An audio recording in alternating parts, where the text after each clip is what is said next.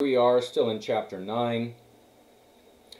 Nick has now gone to New York. This is the morning of the funeral. He goes to New York to see Wolfsheim because he can't get a hold of him any other way. Here is a really interesting little tidbit here where the door that I pushed open on the advice of an elevator boy was marked the Swastika Holding Company. Whoa. Wolfsheim, obviously, well, it's a Jewish name. And what's also interesting about this is the guy we know had human molars as cufflinks, right? So that kind of potential, that sort of Nazi connection, even though we're still in 1922, right? The National Socialist Party is an existing thing in 1922, but it's not running Germany yet, okay? But it just sort of adds to, what is it that these guys are doing to make their money? A swastika holding company? Are you dealing with the Germans? Are you dealing with post-war Germany? There were embargoes against dealing with Germany as a punishment for their role in World War I. So, this would be like, doing business with Iran right now while there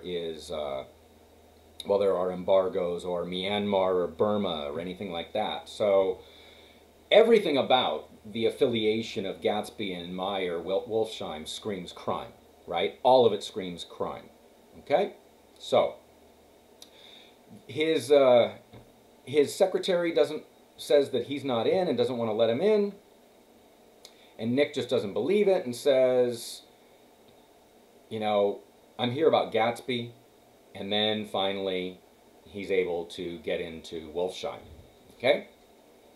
And he said that it was a sad day for all of us, right? And now, Wolfsheim gives us some info that we'd never heard before. Again, it's so wonderful. I just am so impressed with the way Fitzgerald drops these kinds of breadcrumbs of Gatsby's past throughout the novel, right? Nick just kind of litters them all over the place because he tells us about these elements of history either as they came to him, as he learned about them, or as they seemed important to him. All right? So Wolfsheim says, look, he was just a major out of the war when I met him. He had all these medals, and he kept wearing his uniform because he didn't have any clothes. He was poor as could be. He hadn't eaten in days, and Wolfsheim gave him lunch, and he ate $4 worth of food. He probably ate, 2-3 meals and $4 in a half hour. And Wolfsheim says, I made him. I made him what he is. I didn't get started out of business. I made him.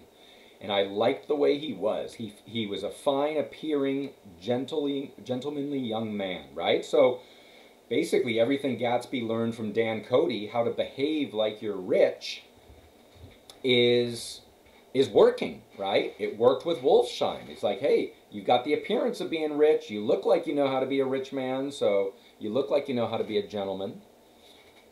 But, it's all just surface, right? It's all just a facade. Nick, of course, the whole reason he's come here is to say, I know you'll want to come to his funeral this afternoon. You were his closest friend. Actually, it's turning out, guys, that Nick was Gatsby's closest friend, and perhaps his only friend. Because Wolfsheim doesn't want to come. He says, I can't do it, I can't get mixed up in it. And Nick says to him, look, there's nothing to get mixed up in it. He's already dead, all right? And he says, when a man gets killed, I never like to get mixed up in it in any way. I keep out. When I was a young man, it was different. If a friend of mine died, no matter how, I stuck with them to the end. You may think that's sentimental, but I mean it. To the bitter end. So, it certainly, if that seems sentimental when you were young, this seems absolutely cold and heartless now, right? But it's probably a smart thing. If you're a crook and one of your crook buddies got killed, there might be some danger in going to that crook buddy's funeral, because maybe some of the people who wanted him killed also want you killed. So Wolfsheim's just going to stay out of it. All right? So Nick realizes that, Wolfsheim's not going to come to the funeral, and so he just leaves. Okay? All right. Now they're getting back to... Now Nick gets back to the house. We're getting ready for the funeral. Okay. Henry, Gatsby's father, shows Nick a picture of the house that Jay had sent him. And we learn that Jay had come out 2 years earlier to visit his parents and bought them a house. And, they realized, like, wow, he abandoned us, right? Of course, we was broke up when he run off from home. Again, we see the ungrammatical phrasing there. We was broke up. Notice Jay never talked like that, right? And but the father keeps talking like his son knew he had a big future in front of him. And once he became successful, he was very generous, all right? Generous in the sense of spending money on him. Doesn't seem very generous in terms of putting time in with his family. Okay? Here we learn something very interesting. This is a great historical artifact. It is from a book that young Jimmy Gatz had. It's dated September 12th, 1906, so that's just before he started working as the clam fisherman and the year before he met Dan Cody. And he lays out here his basic daily schedule, right? In 1907, let's see, Gatsby would have been 16 years old, 17 years old. So this is pretty ambitious for a 17-year-old, right? I don't know how many of you have a daily schedule like this. And he also has several resolves. Again,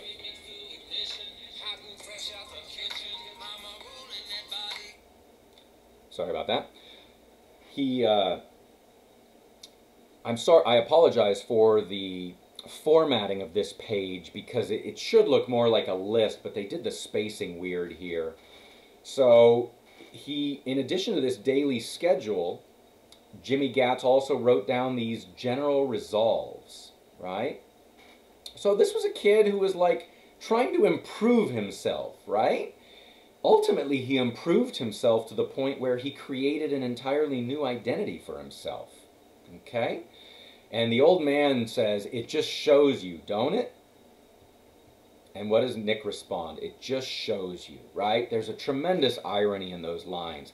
Nick doesn't mean that line the same way the father does, right? The father is saying it as, oh, it just shows you how my son was destined for greatness. And Nick is like, oh, it just shows you how your son was destined for ruin and disappointment and death, or right?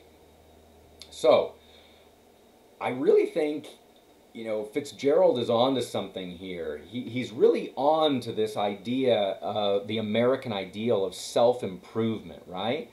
We are one of the few countries, guys, where the self-help industry is so prominent and factors in so hugely in people's minds.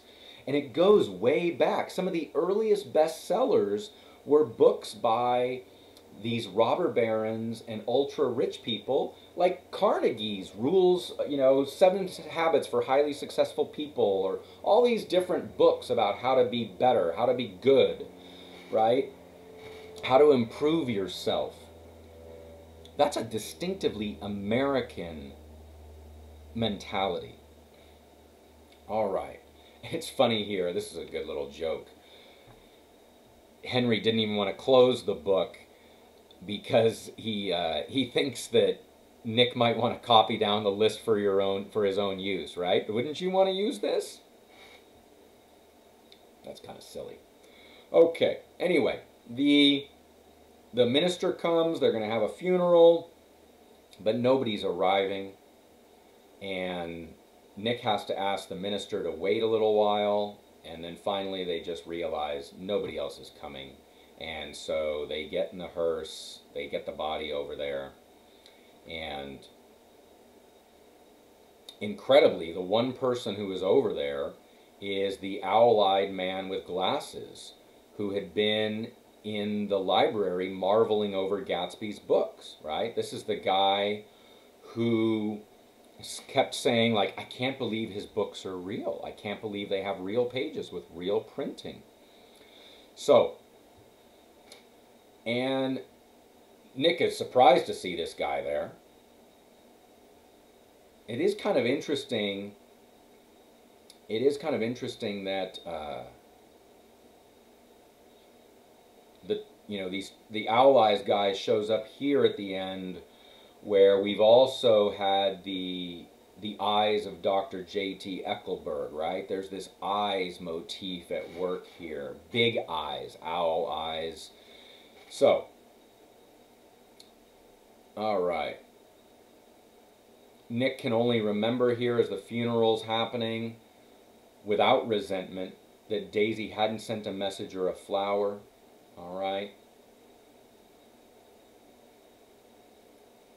And then now Nick takes us on a further excursion, and I'm going to save that for the last screencast of the book, of this whole novel. And it's about Nick launching into some earlier memories. Okay? All right, so we'll get there in a moment.